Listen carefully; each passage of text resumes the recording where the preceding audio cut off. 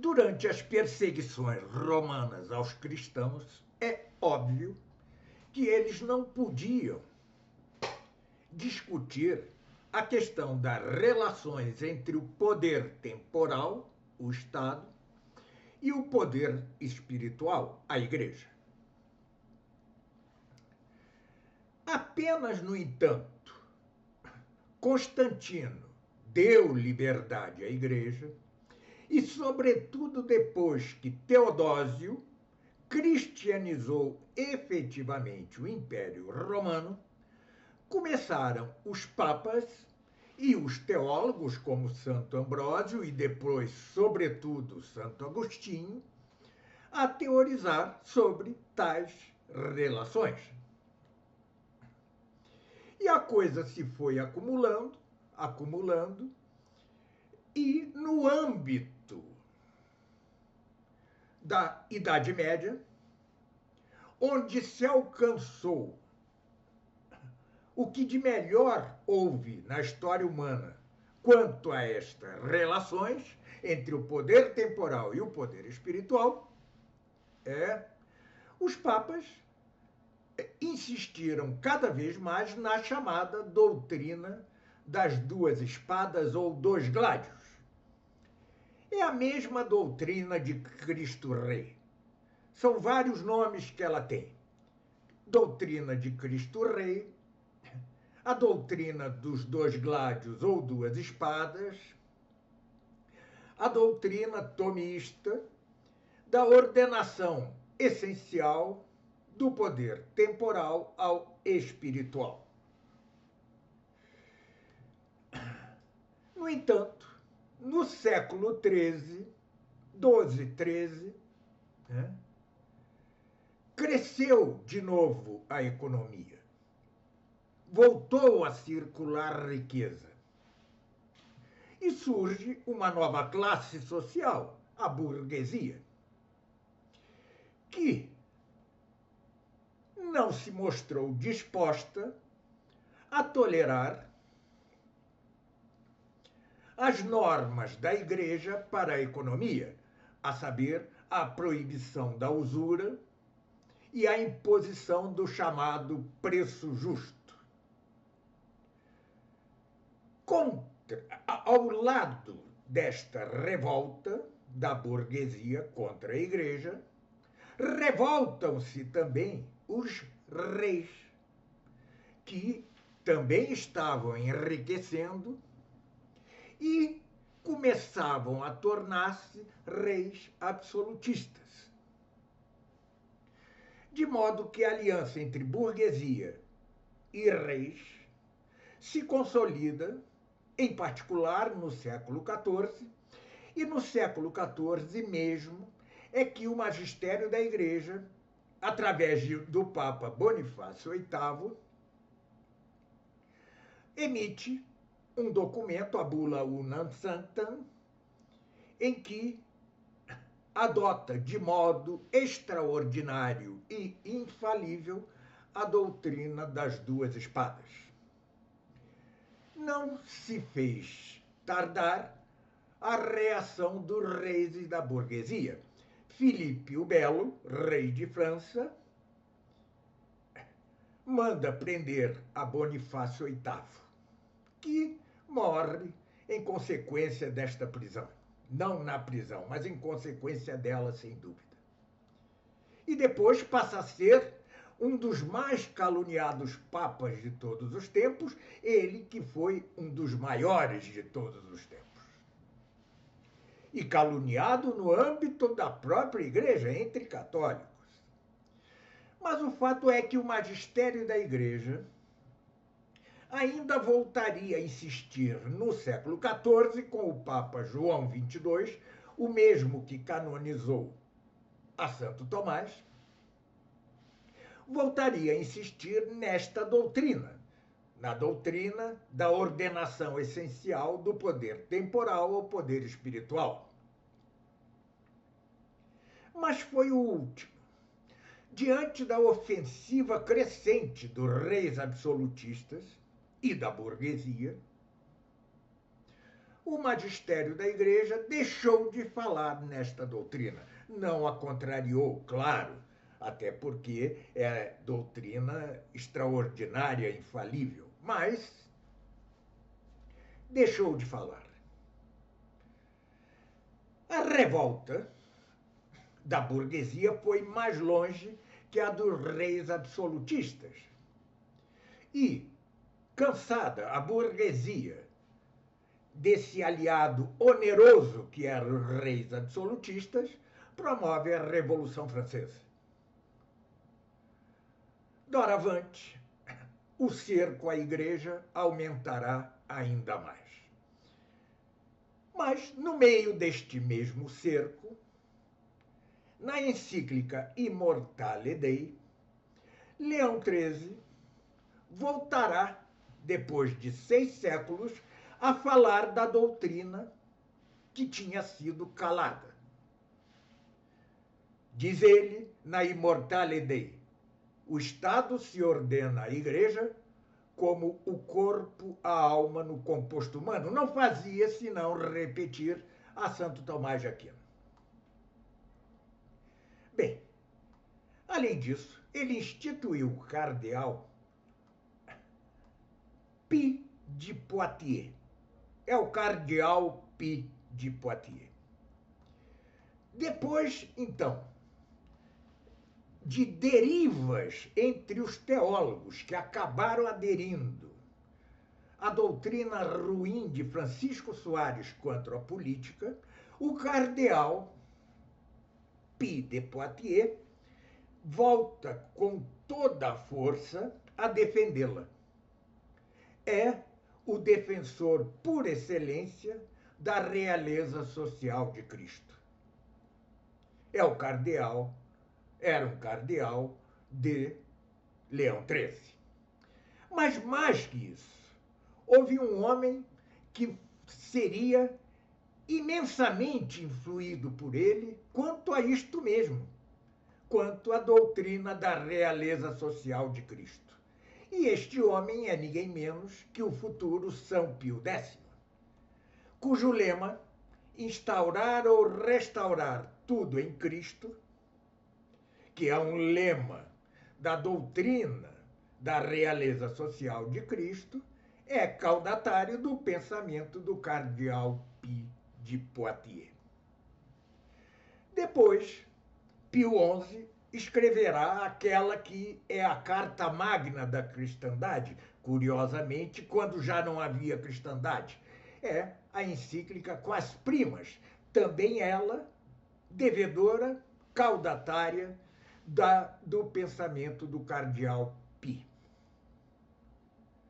Então, contra moinhos e ventos, defendeu no século XIX, do meio do cerco imposto à Igreja pela Revolução, defendeu esta doutrina de sempre. Eu tive a sorte de cair sob meus olhos na década de 2000, eu nem morava no Brasil, morava no Uruguai então, as obras completas caírem, né, diante dos meus olhos, as obras completas em 3 grossos volumes do cardeal Pi. Não são exatamente livros, são discursos, sermões, etc. Todos, no entanto, fabulosos. Pude ler com avidez, né, estes 3 grossos volumes em francês do cardeal Pi de Poitiers. E, desde então, assimilei a doutrina da realeza social de Cristo, antes até que o padre Álvaro Calderón voltasse com esta doutrina num grau de aprofundamento até então inaudito. Né? Ele volta a Santo Tomás e ainda o aprofunda. Mas, antes disto mesmo, alguns anos antes, 5 anos antes, creio, eu já havia assimilado do cardeal Pi esta doutrina, né? Que me marcou profundamente, profundamente. É uma lástima que até hoje nenhuma editora se tenha lançado abalançado a publicar as obras completas do Cardeal Pio. É uma pena, uma lástima, né? Porque poucos brasileiros hoje em dia leem francês. Mas há um site, Verbum Fidelis, né? que é de Leonildo Júnior, né? Um católico, que, a par da tradução de numerosos outros textos, começou a traduzir textos do cardeal Pio de Poitiers. Então, eu deixo aqui o endereço, quem se interessar, né, visite o site Verbum Fidelis, de Leonildo Júnior, que traz já alguns textos magníficos do cardeal Pio, além de outros. Mas relembrar hoje o cardeal Pio de Poitiers é insistir num ponto fulcral, central de sua doutrina, a saber, católicos, não se deixem engabelar, não se deixem seduzir pelo canto da sereia de nenhuma forma de liberalismo, seja liberalismo radical, seja liberalismo conservador, seja o que for, nem muito menos, claro, não se deixem seduzir, enfeitiçar pelo canto de sereia da esquerda. Mas nem esquerda nem direita, nem comunismo nem liberalismo. Recomendo-lhes, aliás, a leitura de um documento de Pio XII chamado Mentes Nostrae, onde ele condena por igual o sistema capitalista e o sistema comunista. Por igual. Atenção, não é condenação da relação salário de assalariamento, de capital e trabalho. Não, não é isto. O sistema capitalista com tudo quanto ele implica. Isto sim. E ali ele exorta os católicos a seguir a doutrina social da Igreja. E o que é a doutrina social da Igreja? Senão um reflexo no âmbito do econômico-social da teoria política do próprio magistério quanto à realeza social de Cristo, relembrada tão magnificamente pelo cardeal Pio de Poitiers no século XIX. Então, este é o recado principal que nos vem de quase 2 séculos. Não se deixem, católicos, enfeitiçar, seduzir por nenhum canto de sereia. Mas os tempos são difíceis. A Igreja já não tem influência política, né? Hoje é preciso aliar-se, né, a certas correntes liberal-conservadoras para isto, aquilo, para evitar o comunismo, isto e aquilo. É o canto da sereia. Vejam, é claro que numa eleição vota-se no mal menor, embora depois tomando uma cartela inteira de anti-enjoativo, né, de algum remédio para evitar náuseas e vômitos, mas vota-se. Mas uma coisa é votar, outra apoiar. E o cardeal Pio tem um discurso que parece feito para os católicos de hoje. Eu lerei e terminarei aqui este vídeo com esta leitura. Pois bem, diz ele em um de seus mais brilhantes discursos: lutemos com esperança contra a esperança mesma. Pois quero falar a esses cristãos pusilânimes, a esses cristãos que se fazem escravos da popularidade, adoradores do sucesso e que são desconcertados pelo menor progresso do mal. Afetáveis como eles são, praz a Deus que as angústias da provação derradeira sejam mitigadas. Esta aprovação está próxima ou está distante? Ninguém o sabe. Mas o certo é que, à medida que o mundo se aproxime de seu termo, de seu fim, os maus e os sedutores terão cada vez mais vantagem. Já quase não se encontrará fé sobre a face da terra, ou seja, ela terá desaparecido quase completamente de todas as instituições terrestres. Não é o que nós vemos? Os próprios crentes mal ousarão fazer uma profissão pública e social de suas crenças. A cisão, a separação, o divórcio das sociedades com Deus, o que é dado por São Paulo como sinal precursor do fim, ir-se-á consumando dia após dia. A Igreja, sociedade sem dúvida sempre visível, será cada vez mais reduzida a proporções simplesmente individuais e domésticas.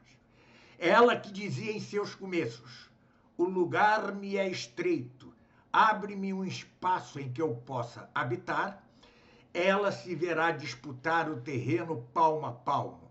Ela será cercada, encerrada por todos os lados. Tanto quanto os séculos a tinham feito grande, tanto se aplicarão muitos agora a restringi-la. Enfim, haverá para a Igreja da Terra uma como verdadeira derrota, e será dado à besta, besta do Apocalipse, mover guerra contra os santos e vencê-los. A insolência do mal atingirá o ápice. Ora, nesse extremo das coisas, nesse estado desesperado, neste globo entregue ao triunfo do mal e que logo será invadido pelas chamas, no fim dos tempos, o que deverão fazer todos os verdadeiros cristãos, todos os bons, todos os santos, todos os homens de fé e de coragem? Aferrando-se a uma impossibilidade mais palpável que nunca, eles dirão com energia redobrada, e tanto pelo ardor de suas preces, como pela atividade de suas obras e pela intrepidez de suas lutas: ó Deus, Pai nosso que estás no céu, santificado seja o vosso nome, assim na terra como no céu. Venha a nós o vosso reino, assim na terra como no céu. Seja feita a vossa vontade, assim na terra como no céu. Eles, os cristãos, os verdadeiros, murmurarão ainda estas palavras e a terra tremerá sob seus pés. E assim como outrora, em seguida um espantoso desastre, se viu todo o Senado de Roma e todas as ordens do Estado ir ao encontro do cônsul vencido e felicitá-lo por não se ter desesperado da República, assim também o Senado dos céus, todos os coros dos anjos, todas as ordens dos bem-aventurados, virão ter com generosos atletas que tiverem sustentado o combate até o fim, esperando contra a esperança mesma.